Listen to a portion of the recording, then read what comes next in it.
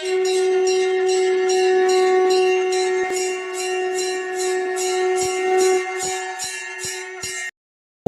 ஸ்ரீ குருப்பியோ நம. ஓம் கம் கணபதையே நம. நம்ம ஸ்ரீநிகேதன் வலைதளம் வாயிலாக முருகப்பெருமானுடைய சஹஸ்ரநாமத்திலிருந்து தினம் ஒரு நாமாவளியை சிந்திச்சுட்டு இன்றைய தினம் 769வது நாமாவளியாக ஓம் வஷ்யாய நமாக. முருகப்பெருமான் இந்த நாமாவளி யாவரையும் தன் வசம் செய்து கொள்பவருக்கு நமஸ்காரம் அப்படின்னு வர்ணிக்கிறது. இறைவனுடைய பராக்கிரமம், அவருடைய பேரழகு அனைத்து உயிர்களையும் ஈர்க்கக்கூடியதாக இருக்கும். அவருடைய சக்தியையும் அவருடைய காந்தியையும் நம்ம பார்த்தோம். அப்பேற்பட்ட அந்த இறைவன் பார்த்த உடனே அவர்கிட்ட ஒரு ஈர்க்கும் செயலை செய்வார்.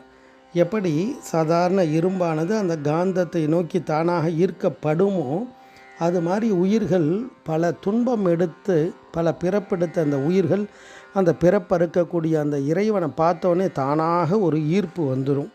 அந்த ஈர்ப்பு சக்தியோடு அவர் இருக்கார்.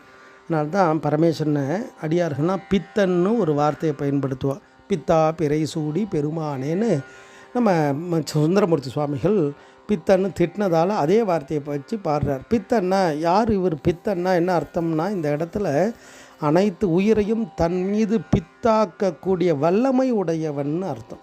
ஒரு முறை அந்த இறைவனுடைய அருளை ரசிக்க ஆரம்பிச்சுட்டா அதுக்கப்புறம் அவர்கிட்ட மட்டுமே அந்த ஈர்ப்பானது போயிட்டே இருக்கும். மற்ற எல்லா பொருள் மீதும் பற்றுகள் குறைந்து விடும். அதனால்தான் ஆஷா நிகழம் துகளாயின பின் பேஷா அனுபூதி பிறந்ததுவே அப்படின்றார். இறைவனிடத்தில் பற்றுகளை அதிகப்படுத்த மற்ற அனைத்து பற்றுகளும் தானாக விலகிவிடும். ஆணவம், கர்மம், மாயைன்னு சொல்லக்கூடிய 3 மலங்கள், 2 வினைகள், நல்வினை தீவினை, பிறப்புக்கு காரணமாக இருக்கக்கூடியது, காமம் குரோதம்னு சொல்லக்கூடிய 6 பகைவர்கள் எல்லாமே விலகிடுவாலாம். அந்த இறை சக்தி மட்டுமே அந்த இடத்துல நிற்கும். அதுதான் அனுபூதிமான்கள் அனுபவித்து திருப்புகழில் அழகாக சொல்கிறாரு. யாவும் கிடைத்து கிரகவாசியாகி அம்மயக்க கடலாடி நீடிய கிளைக்கு பரிபாலனாய் உயிர் அவமே போம்.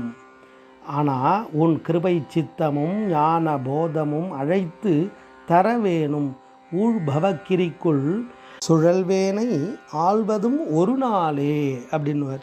அப்போ நான் இந்த பிரபஞ்சத்தில் பல துன்பத்தை எடுத்து பிறப்பை எடுத்துகிட்டே இருக்கேன்.